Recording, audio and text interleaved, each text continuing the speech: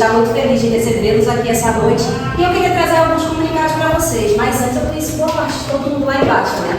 Sou Nádia, sou da produtora Red Terra Studios, eu sou produtora, sou pesquisadora e sou sócia dessa empresa, que é conhecida por alguns trabalhos como Infiltrado no History Channel, a Sérgio na HBO, Bem-vindos à Terra, na Disney+, mas depois a gente pode conversar melhor se vocês quiserem conhecer a gente vai trocando mais figurinhas.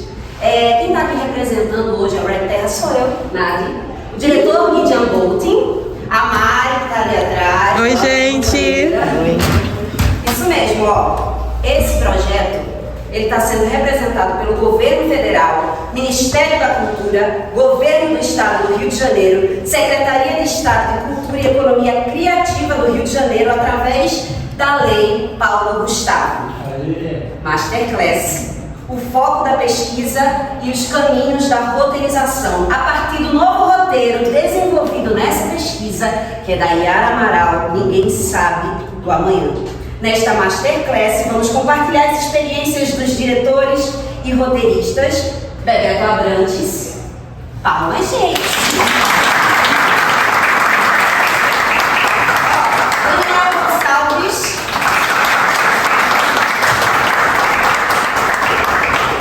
Hermes Frederico, e um aplauso muito especial às nossas intérpretes de Libras, que é a Camila e a Cássia.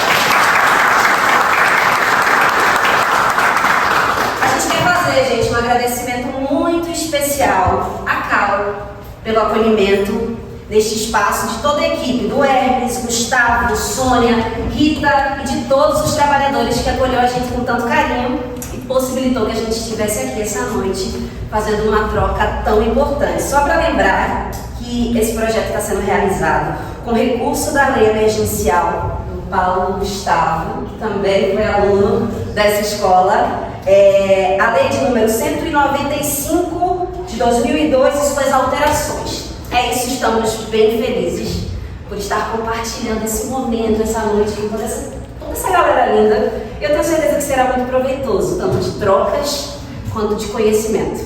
Bem-vindos e vou passar a palavra para o Gideon.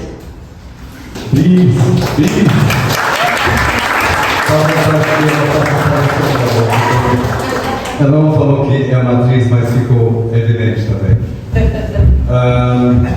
Para quem talvez não enxerga, eu gostaria de dizer que eu sou um homem branco, eu tenho razoável sobrepeso, que é comum entre a nossa classe de vida corrida, estresse, e um forte sotaque britânico, que eu veio da Inglaterra uns 28 anos atrás.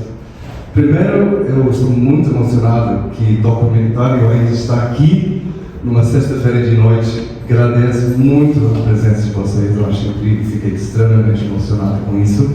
E com isso vamos ter nosso momento para o break imediatamente.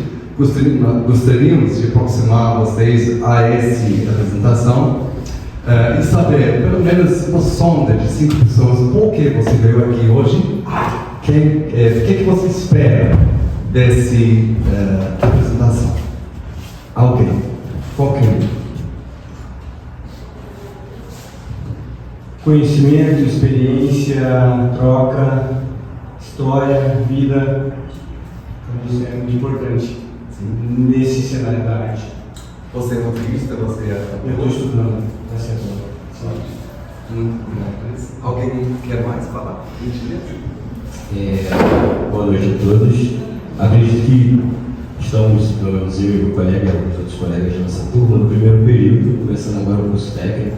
Eu acho que é uma oportunidade fantástica da gente conhecer profissionais muito renomados, falando de outros profissionais muito renomados também, para dar muito mais corpo, né, do que a gente está buscando, do que a gente está querendo conhecer, que é de fato teatro, e não só atuar, né, mas conhecer todas as nuances que são de fato do teatro que compõem as artes, né. Acho que é muito importante para toda uma formação muito mais completa. Acho que é um pouco disso. Oi, boa noite, gente. Eu sou Karina Cavalcante, pernambucana. Estou no Rio desde 2010. Eu sou atriz e eu sou daquelas pessoas que acabou enveredando por outros caminhos. mas não aguentou a infelicidade de estar longe da arte.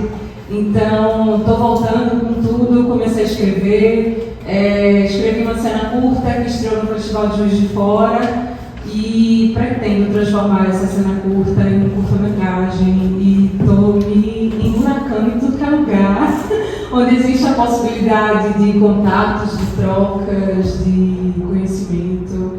É isso. Fiz faculdade de teatro lá em Pernambuco.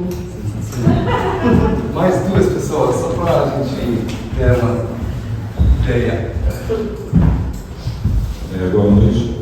Meu nome é Jorge Mel, sou jornalista e historiador e sempre rondei a questão do documentário. Sou um fã do documentário e ultimamente tenho pensado em fazer alguma coisa nessa área. Já trabalhei em dois, né, como pesquisador e desenvolvedor, e agora estou pensando em fazer alguma coisa por conta própria. Então, estou me informando e fazendo curso.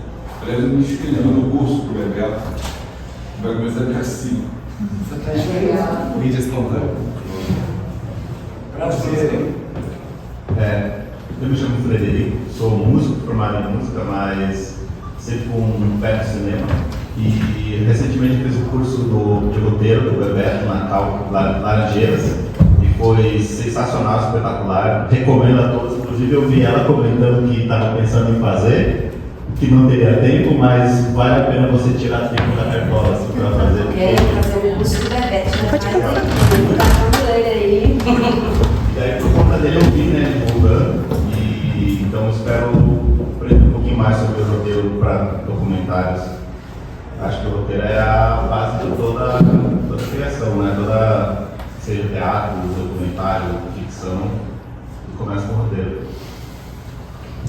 Muito obrigado por isso tudo. Todo mundo se sente representado por essas vozes? Tem alguma coisa ardente a mais? Ou esse é o espírito da noite? Ok. Então vamos começar, porque nós temos 1h30, tem muita coisa para passar, muita vontade de passar. E no final vamos fazer uma meia hora de perguntas também, então vocês vão ter essa oportunidade para, no nosso intuito, né, socializar um processo criativo e ver de que maneira nós podemos oferecer maneiras em qual, quando vocês trabalham os seus próprios projetos, vocês conseguem ser habilitados com alguns desses conceitos. Então, o que eu queria dizer com todo respeito às feministas fluminenses, portugueses, que eu acho que seria a maioria aqui, que para mim o narrativo mais perfeito da planeta é do Atlético Mineiro. Eu estou viciado na narrativa do Atlético Mineiro, quartas e sábados já faz 10 anos, e eu nunca vi algo me prender e tem tantos elementos que da mestria da narrativa, né? Antagonismo, conflitos, muitos love points, viradas extraordinárias, mas o roteirista do Galo, ele foi apontado por Deus, ele é profissional, e nós somos mortais, a gente vive no mundo dos mortais, então a gente tem que ralar, e isso envolve um processo criativo, é isso que é o enfoque do que a gente está querendo passar para vocês. Então, quando eu comecei a pensar como a gente vai abordar esse palestra de hoje, eu fui obrigado a fazer a pergunta, que inclusive esse que é obrigado a fazer essas palestras, que a gente está obrigado a pensar, não só trabalhar. E eu pensei, o que faz uma boa história? O que é uma boa história? Né? O que faz uma boa história? E essa pergunta é fácil de responder. Né? Porque em termos de pauta, talvez não tenha uma pauta que faça uma boa história. Né? O que faz uma boa história é a maneira que a gente conta a história. E um exemplo disso seria um episódio do Breaking Bad, que é 1 hora em cima de uma única premissa. Um professor de química precisa liberar o seu laboratório de uma mosca. Você imagina o pitching das caras, né? Acho que foi no Amazon, eu não lembro qual foi a plataforma, mas nós temos um professor de química que vai então 1 hora de tela em horário nobre com uma mosca. Se imagina como isso colou, né? Só que eles já fizeram isso depois de ter estabelecido toda uma confiança na sua habilidade de narrativa.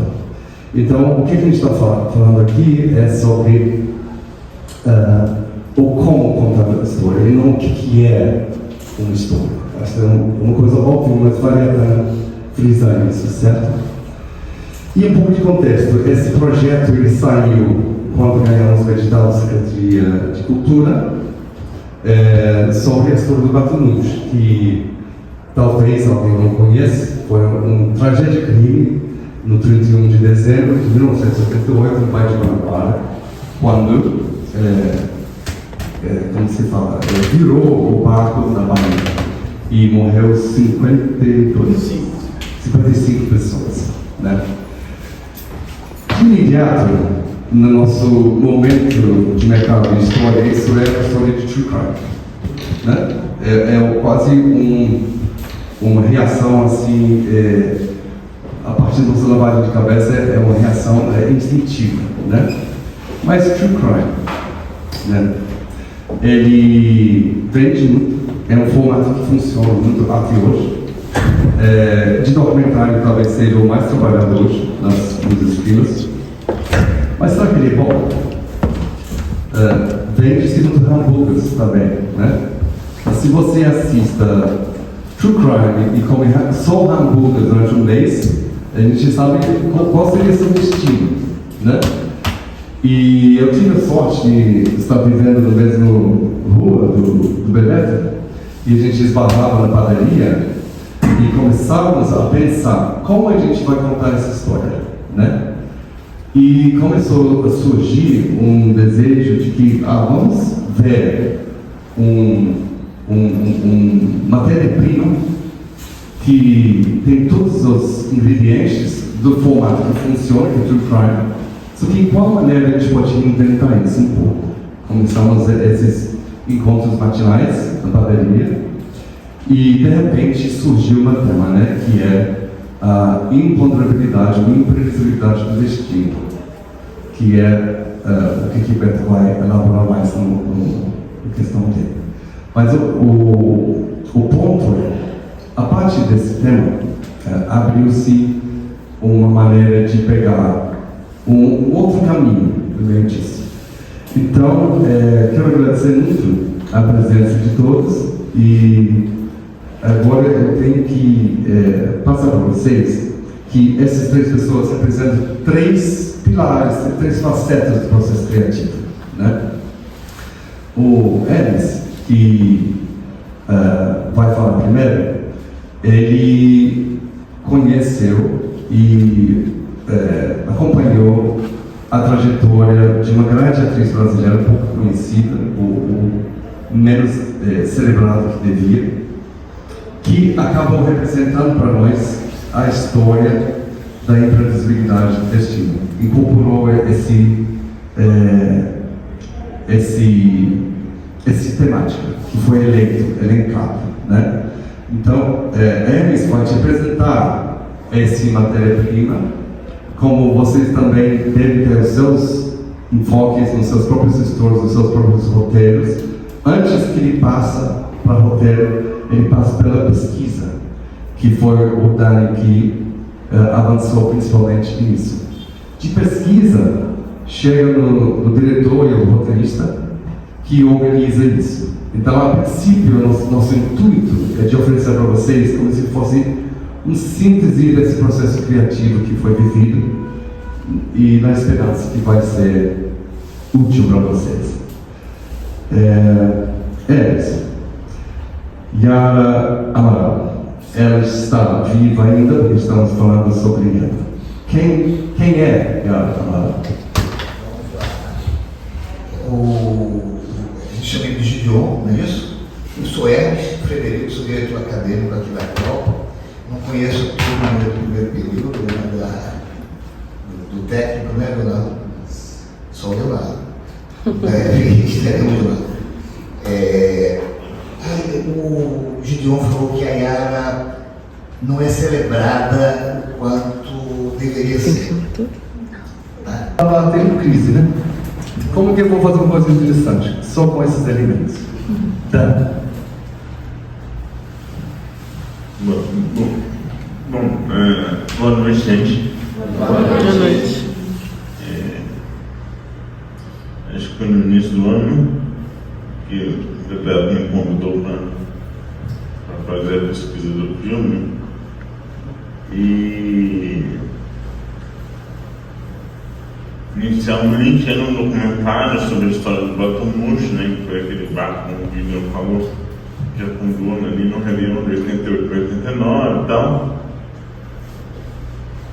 E aí, calhou que mais ou menos na época que eu comecei a fazer a pesquisa, foi quando a HBO Max, né, liberou, publicou o True Crime sobre o acidente, né, sobre o Batomuxo. E aí eu me lembro de, na primeira reunião que a gente teve, já falar que tinha que mudar um pouco isso. Tinha que mudar um pouco esse projeto, porque ia ser muito difícil a gente contar histórias novas, histórias que não estivessem, histórias sobre o Batomuxo que não estivessem na série da HBO por uma série de fatores, né? A série da HBO é uma série muito grande, com muito dinheiro, com muito tempo para fazer e tal, mas era um pouco tudo que a gente não tinha, na nossa. Mas ainda assim, né, eu fui encarregado de correr atrás de algumas pessoas que estiveram no barco e sobreviveram. Devo ter tentado entrar em contato com umas 10, pelo menos 8, 10 pessoas inicialmente, e nenhuma topou falar. Eu já falei para a série da HBO, não tem muito mais que eu posso falar, não quero mais falar sobre isso, estou cansado, quero esquecer, isso já ficou para trás, não quero reviver mais uma vez aquilo que aconteceu e tal. Em paralelo a isso, eu também, enfim, comecei a ler a biografia da Yara, que é um catatal, assim, gigante, muito detalhe, muito rico em detalhe e tal. E aí toda vez que o Bebeto falava comigo, e aí conseguiu alguém? Eu falei, não, ninguém quer falar. Não, ninguém quer falar. E aí, em paralelo, enquanto eu estava correndo atrás dessas pessoas, a série de fato estreou, né, na HBO.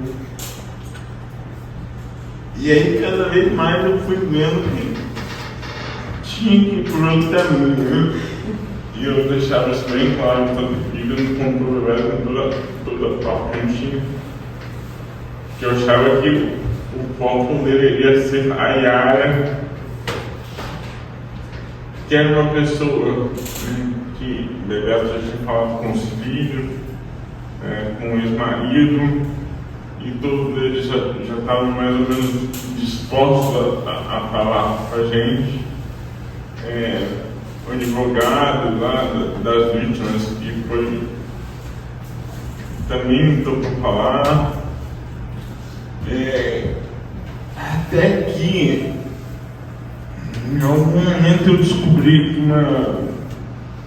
uma conhecida do cara que é casado com a minha cunhada, uma conhecida dele tinha estado no barco. E eu falei, e ela não aparecia em lugar nenhum, nunca tinha falado sobre o acidente com ninguém. Aí consegui o contato dela, Sandra. Aí consegui o contato da Sandra, liguei para ela, bati um papo, conversei, ela me explicou lá o que aconteceu. Enfim, ela estava, acho que no andar superior do barco, por isso que ela conseguiu sobreviver, porque a maioria das pessoas que morreram estavam no andar de baixo e não conseguiram salvar. E aí ela cai no mar, se perde do marido. Durante um tempo ela acha que o marido morreu, porque ela foi resgatada por um barco, o marido foi resgatado por outro barco. Esses barcos foram para lugares diferentes, né? O dela acho que foi para o Yacht Club, aí na Urca. O dele foi para o Corpo de Bombeiro, que é ali perto também, mas em lugares diferentes. E ela super traumatizada e tal, ela, tá, então eu topo falar com vocês. Aí falando, bom, já é alguma coisa, a gente tem alguma coisa inédita de alguém pra falar sobre o acidente mesmo, sempre num filme sobre em que o foco principal vai ser a Yara. E aí, enfim, eu ainda tentei contato com ela. Obrigado, Dani, por isso.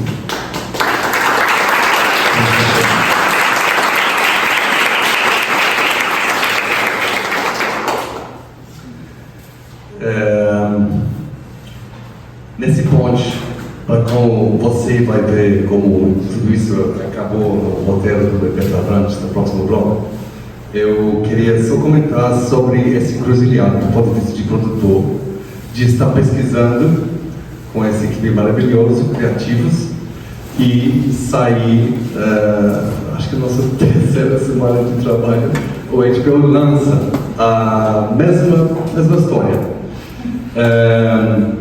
Só que eu entendo que foi um acidente, foi uma tragédia, um crime que alterou o percurso do nosso trabalho de uma forma muito interessante. Porque talvez se a gente tivesse um conteúdo original para HBO, provavelmente essas buscas adicionais, esses investidos criativos a mais, não teriam acontecido com tanta fervor e provavelmente a HBO teria nos encurralado, nos empurrado para o sentido de true crime. E quando o Dani fala das pessoas que não queriam mais participar, falar, pode ser que eles já tinham realizado, pode ser que eles cansaram do processo normal, mas pode ser que é sintoma de alguma coisa que está voltando no true crime. Pode ser que quando eles se viram nas telas, eles não se identificaram com aquilo que eles estavam sendo trabalhando e representado. E eu acho que isso é um dos chaves do nosso encontro hoje, nesse mesmo momento. Porque o documentário ele é tão lindo, porque ele é capaz de mudar a nossa percepção e mudar nossas vidas. Né? Quando eu assisti o primeiro filme do Alan Curtis, eu mudei para sempre. Quando eu assisti 13º do Ava DuVernay, era uma cortina descendo na minha frente. Isso é a coisa mais bela do nosso romano. E de certa forma, então, né, True Crime, ela tem um padrão repetitivo de o crime, a luta para a justiça e o final que impunidade reina. Muda as histórias com todo respeito, né, as pessoas que sofrem nesses fatos reais, mas a gente está falando sobre representação e o papel de documentário na nossa sociedade, no nosso mundo, né? Então, as personagens, as histórias mudam, mas geralmente é uma estrutura semelhante, que se repete e dá um desgaste, porque é o documentário que tem o papel de mover o mundo e não apenas espelhar o mundo, não está acontecendo. Então, a favor desse esforço a mais que foi feito, não apenas pelas circunstâncias, mas empurrando a gente para buscar um documentário que informa mais as nossas vidas, ter mais realidade, após o qual talvez as pessoas não vão se sentir também mal representadas. Isso que é o nosso alvo. E com isso eu passo o microfone para a Bebel para explicar como tudo isso aconteceu no roteiro final.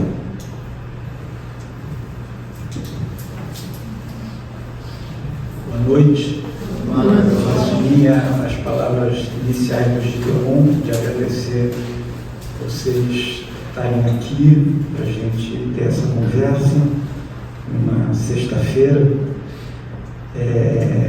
Eu vou basicamente falar sobre a origem desse projeto, para mim, sempre na perspectiva do meu envolvimento. A origem, depois a pesquisa, depois o roteiro. Só queria abrir um parênteses para comentar o belíssimo relato que o Hermes fez sobre a Yara Amaral, que a Yara, ela dizia que não tinha inclinação para celebridade. Eu também não tenho muita, não. Então, isso foi um dos motivos pelos quais eu me apaixonei pela história dela, né? E a primeira coisa, em termos da origem, esse item 1 que eu vou falar, é que o Gideon falou, a gente mora numa mesma rua, a gente ia se encontrando, eu já conhecia ele, e ele me convidou para escrever um projeto no segundo semestre de 2023 sobre Batomushi. Eu nunca pensei em fazer um filme sobre Batomushi. Mas eu encarei o desafio, né? E uma primeira coisa que eu quero dizer a respeito da nossa profissão de roteirista, né? De quem escreve roteiros, é que a gente tem roteiros que são ideias nossas, de natureza mais autoral, mais pessoal, mas a gente também tem demandas de projetos como essa, né? E não existe uma forma de escrever um roteiro sem ser você se envolver com todos os seus sentidos, sem ser você se apaixonar pelo universo que você está criando, né? Ou recriando, né? Não se cria tudo da cabeça de uma hora para outra, tudo seu. A gente recria as coisas. É assim que a cultura, que a vida e a cultura vão, né? La nave va, Fellini, la nave va assim, criando-se e recriando-se, né? E o que eu já tinha aprendido, eu estou no mercado já há algum tempo, não vou dizer há quantas décadas para vocês não se assustarem, né? Eu principalmente não me assustar, mas uma das coisas que a gente aprende é que nesse papel, um filme que você roteiriza e dirige, eu tenho 2 filhos, não conheço nada mais parecido do que filhos, do que filmes.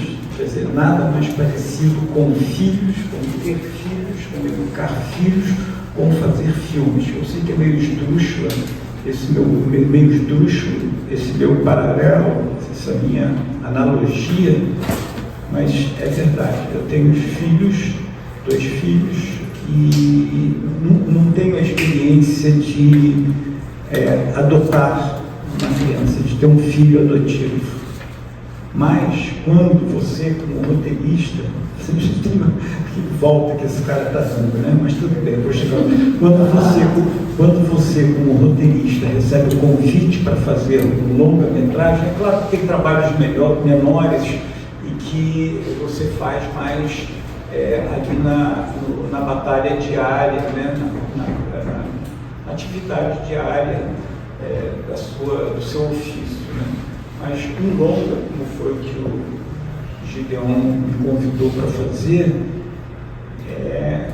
você tem que, e a ideia original era dele, você tem que fazer como os pais que adotam um filho fazem. Você tem que ter uma postura adotiva. Você, aos poucos, tem que aprender a amar aquilo ali, a se interessar por aquilo ali. É diferente quando o projeto é meu, que aí é a mesma coisa que ter um filho, a coisa sanguínea e tal, o projeto é meu. Então, esse é um primeiro ponto. Como roteirista, quando a gente faz um trabalho que não é originalmente uma ideia nossa, E aí a gente vai para o terceiro ato, para fechar. E no terceiro ato, o Bernardo, em 90 e poucos, criou uma associação Batomuxi Nunca Mais, com 2 advogados. E eles defenderam e foram responsáveis por muita gente que estava no barco, que sobreviveu, pelos familiares receberem como é que se diz? Uma recompensa? Indenização. E um dos advogados, ele era muito jovem quando pegou esse trabalho. Os 2 eram muito jovens. Porque disseram, isso vai durar décadas. Não peguem. Correu um monte de advogado famoso para querer defender a causa dos envolvidos na tragédia. E alguém, que eu não estou lembrado quem, disse a eles, vocês têm que pegar advogados jovens. Um dos advogados, ele, depois disso, se tornou advogado do Vigário-Geral, da tragédia de Vigário-Geral, se tornou advogado de uma série de outras, ele se especializou em tragédias sociais. Ou seja, a vida do cara mudou. Antes eles tinham um escritório em Friburgo, não faziam isso. Aí vieram para o Rio de Janeiro para advogar por essa associação. E desse advogado a vida dele mudou totalmente. Esse cara, apesar de ele não ter perdido ninguém, não ser sobrevivente, teve a vida mudada por aquela situação ali. E tem a Sandra. E aí eles 2 vão falar sobre destino também, sobre o imponderável, sobre como esse episódio mudou a vida dele. Então, no segundo ato, a gente sai um pouco da Yara, mas permanece na Yara, para a gente poder falar dessa temática mais geral, mais subjetiva. E no terceiro ato, esse advogado vai falar um pouco sobre o que a HBO falou muito. Esse cara vai dizer o que, resumidamente, eu falei: impunidade, ganância e incompetência. Esse cara vai dizer, e como é que eu vou fazer isso? Como é que a gente pretende fazer isso? Pegando a história do Batomuxi 4. Tinham 2, saíram 2 daquele dia, o Batomuxi 3, que não aconteceu nada, e o Batomuxi 4, que naufragou. Só que o Batomuxi 4, como um quadro, como um fusca, como uma arma, tem uma história. Passou pela mão de algumas pessoas. Então, o que a gente vai fazer? A gente vai fazer essa ideia até aqui, que a gente vai fazer só o tempo dirá, uma espécie de animação contando a história do Batomuxi 4, tendo o advogado em off falando de, olha, como é que eles fizeram no segundo andar o chão de cimento? Não se faz isso num bar, numa das obras, numa das mudanças lá do bar, entendeu? E a Yara tinha, isso é confirmado por todos, está no livro do Riesch, é confirmado por todo mundo que eu conversei, ainda dentro dessa perspectiva do destino, do imponderável, do imprevisto, como é que a gente reage a isso, é possível reagir a isso. Ela dizia que sempre que eu penso no mar, a onda vem que vai, o meu mar só tem a onda indo, me levanto. Ela falou para o Luiz Fernando e para muitas das atrizes, várias e várias vezes, que tinha muito medo de morrer no mar. Então, é um sentimento dela, uma intuição dela que está dentro do tipo de coisa, dessa subjetividade em torno dessas tragédias que o destino, vez que outra, apresenta para uma pessoa, essa premonição dela daí. Essa premonição é complicada porque, mas será que ela diz? Não, mas a quantidade de gente que confirmou, de pessoas que viveram naquele ano, o Daniel leu o livro também, né, Daniel? É impressionante, né? Todo mundo confirma. A Bia Sion confirmou, a atriz, a Sura também, o Luiz Fernando. Aí tem coisas do Arco da Velha, mas eu vou encerrar dizendo que a última coisa, só dando mais um exemplo, né? Quando tem essa virada do primeiro ato, eu não vou fazer reconstituição de imagem, como brilhantemente foi feito pela HBO, pela Tatiana. Não vou fazer. Eu vou fazer dela, em breve, uma reconstituição sonora. Tem um roteiro de 17 cenas que vai desde o momento daquele burburinho na frente do restaurante Marisol, das pessoas chegando naquela alegria, até o momento que o barco vai, depois quando o barco volta, depois quando acontece a tragédia e as pessoas gritando dentro d'água, e um dos barcos que salvou gente ligando para o cara que estava no Yacht Club, e dizendo: alô, sabe aquela voz de comando de rádio? Alô, 534, estamos aqui, aconteceu algo muito grave. Então eu vou dramaturgicamente usar para falar disso apenas o som. Nós não faremos isso, acho que é uma das poucas coisas que a gente tem certeza, nenhuma cena de reconstituição, porque não é um true crime, é mais ou menos isso. Ninguém sabe do amanhã. E tendo como eixo a queridíssima Yara Amaral, né? Eu não tenho vocação para celebridade.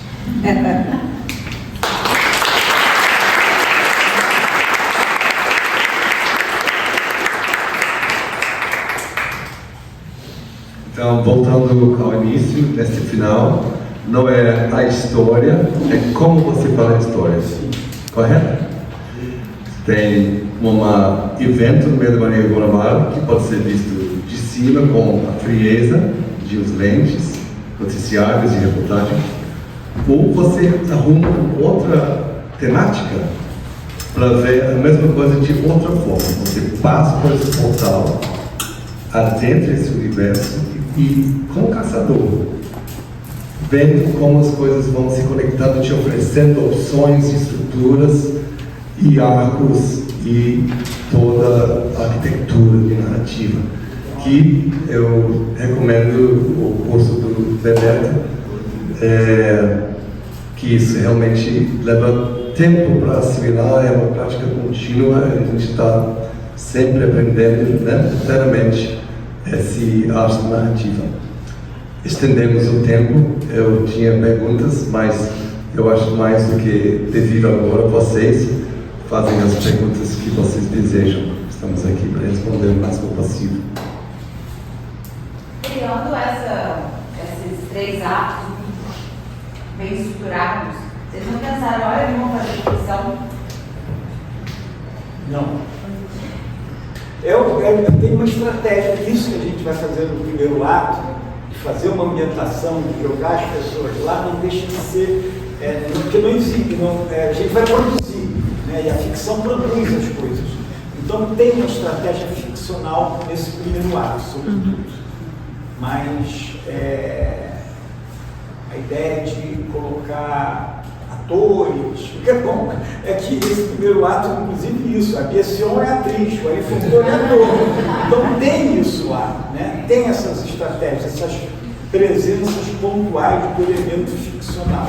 Porque isso daí é outra coisa. Quando eu falei aqui que documentário não é registro real, não é espelho real, o cinema não é.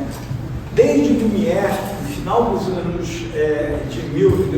do século XIX, entendeu? Até o primeiro documentário, aquele que é considerado o primeiro documentário da história do cinema, é um documentário chamado, está no YouTube, Nanook e o Esquimó.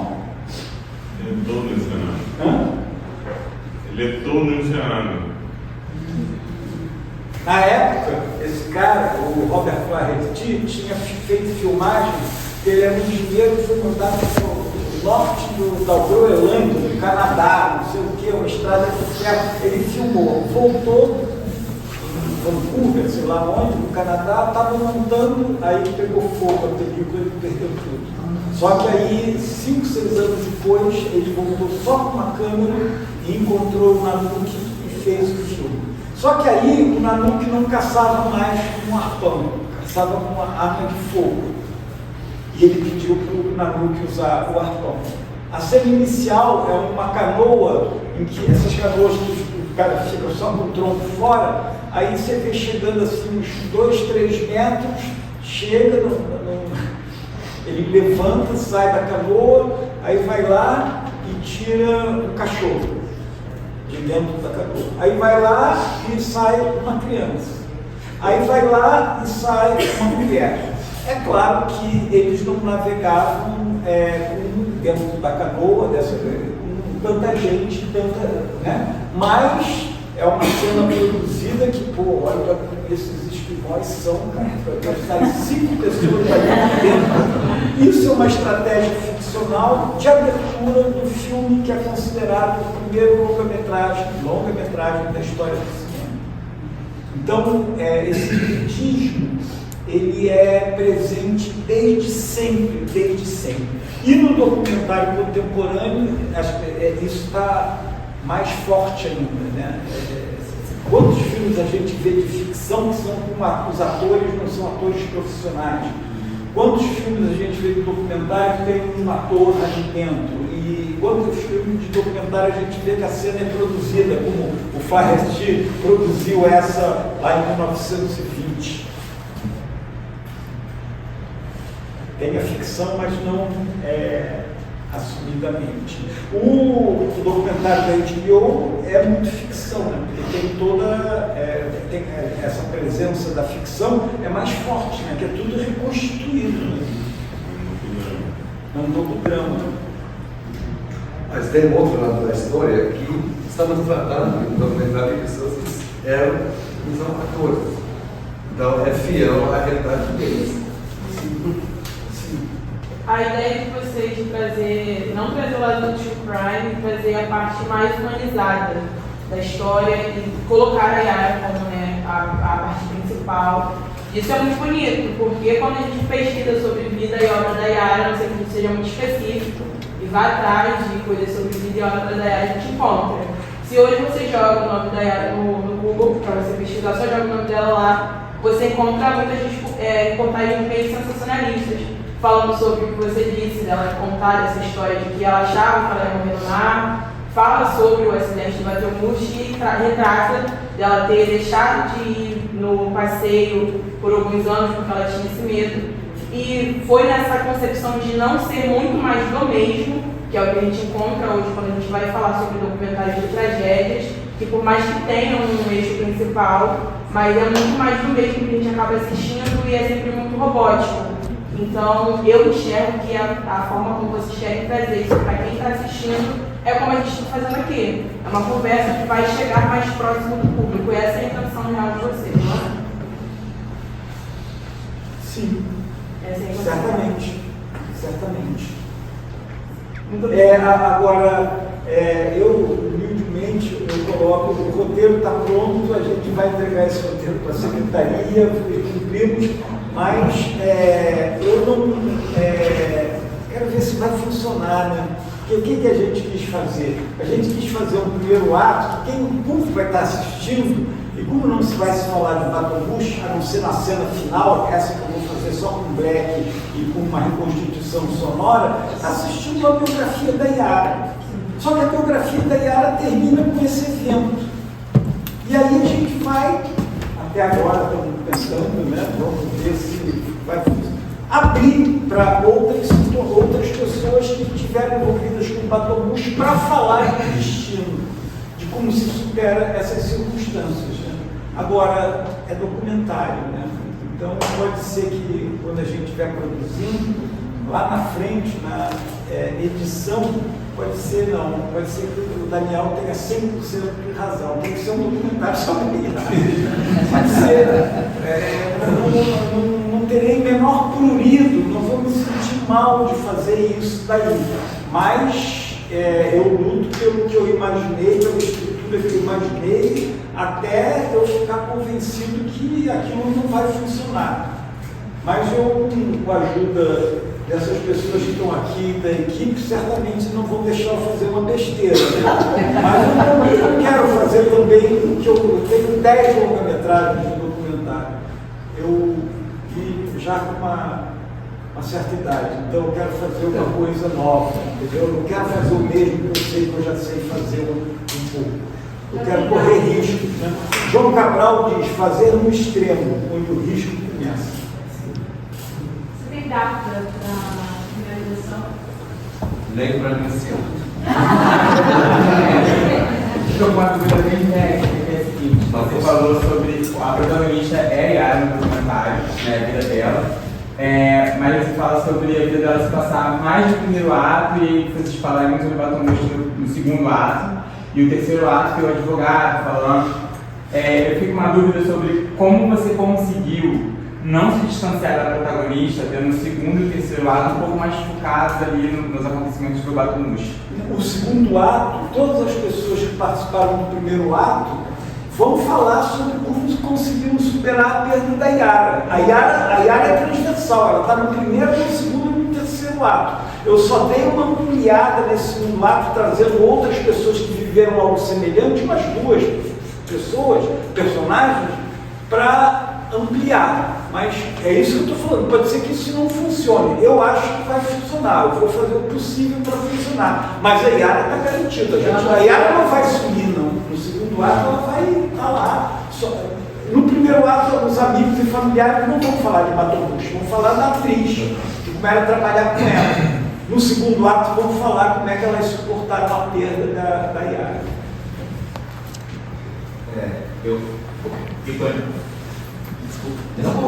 Vocês levantaram que assim, tão imprevisível quanto o acidente, também parece que é a carreira da Yara aí no teatro, né? Porque ela trabalha num banco, aí um banco cria um núcleo de teatro, assim, né? Isso também parece ser algo assim, na mesma escala imprevisível. Ela foi atravessada por uma tragédia, mas ela também foi atravessada pela arte, né? De uma forma como um meteoro, assim, né? Ela já tem 30 anos, é muito improvável, né? Ela ter a carreira que ela teve.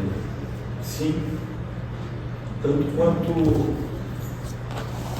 essa tragédia que não estava prevista, né? Isso é a vida da gente, né, Fred? Qualquer um de nós, né? Eu comecei fazendo engenharia, eu estudei 2 anos de engenharia, né? Então, é isso, né? Mas a gente vai puxar para esse lado porque esse é o nosso tema, entende? A gente vai puxar a sardinha para esse tema daí, porque é o que a gente quer fazer, né? E todo mundo tem uma história dessas, né? A gente acredita que pode criar uma identificação, né, com o público. Talvez uma coisa útil para comentar nesse sentido é que a gente falou sobre o cold open, né? Que vai ter referência ao Batom Roxo, do desastre, nos primeiros segundos do filme. Aí o ponto interessante é, uma vez que você plantou uma semente ali, a consciência da pessoa que continua assistindo à biografia da Yara vai manter isso na sua consciência o tempo inteiro. Então, tudo que é investido sobre a Yara, sua busca, sua luta, sua vida, na verdade está na presença da imprevisibilidade do destino. Você já plantou esse semente. Aí já traz, tanto para os criadores quanto para a plateia, para esse campo, né? De novo, é tudo como a gente enxerga, não é a coisa em si. E são os elementos que envolvem, né? A pergunta eu queria saber como a quantidade de imagens que vocês conseguiram dela, né? Porque hoje é muito fácil, você pega a rede social e tal, e em 88 assim, não existia essa quantidade de imagens sobre as pessoas. Tá? E o que vocês vão usar como imagem, que arquivo você recorreu para colocar ela no filme? No livro do Riesch tem uma quantidade de fotos maravilhosas. Eu cheguei a procurar, eu fui ao Retiro dos Artistas, conversar com um cara que eu vi que ele estava mal, um grande fotógrafo, ele veio a falecer aí há 2 meses atrás, Silvio Posato. Você conheceu ele? Foi aluno da Cal. O Silvio foi feio, ele fala, o Silvio, mas o Silvio tinha 60 e pouco. Não era uma pessoa, né? Ele falou retiro dos artistas, aí dá a impressão que tem 90 anos. Não. Ele tinha um Parkinson muito acelerado no todo.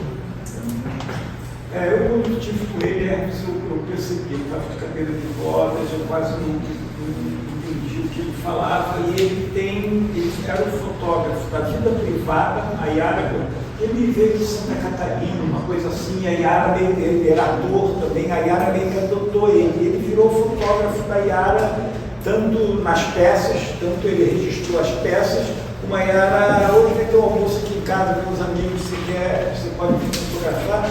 E estava sentada ali, eu acho que ela já foi, a Rita, que é uma amiga, que trabalhou anos no CEDOC, CEPEDOC é da Fundação Getúlio Vargas. CEDOC, né, da TV Globo. Né? E aí... Rita está aí? A Rita Marques estava ali. Estava aqui, vai. Pois é, a Rita, ela conhece uma palma da mão dela o arquivo da Globo, né? E aí Fera Radical, Guerra dos Sexos, e tem a gente descobriu também umas filmagens, o Hermes, né? Tem uma gravação que ele fez com a Natália Timber, falando sobre a Yara. Aí, quando começar a produção, né, a gente vai atrás desse material todo, né? E isso vai ser importante porque a Yara atravessa os 3 atos, né? Então, sobretudo no ato 1, mas mesmo no ato 2, quando a pessoa estiver falando como a Yara era dedicada, como elas brincavam na coxia, ficavam rindo na coxia, ou no camarim.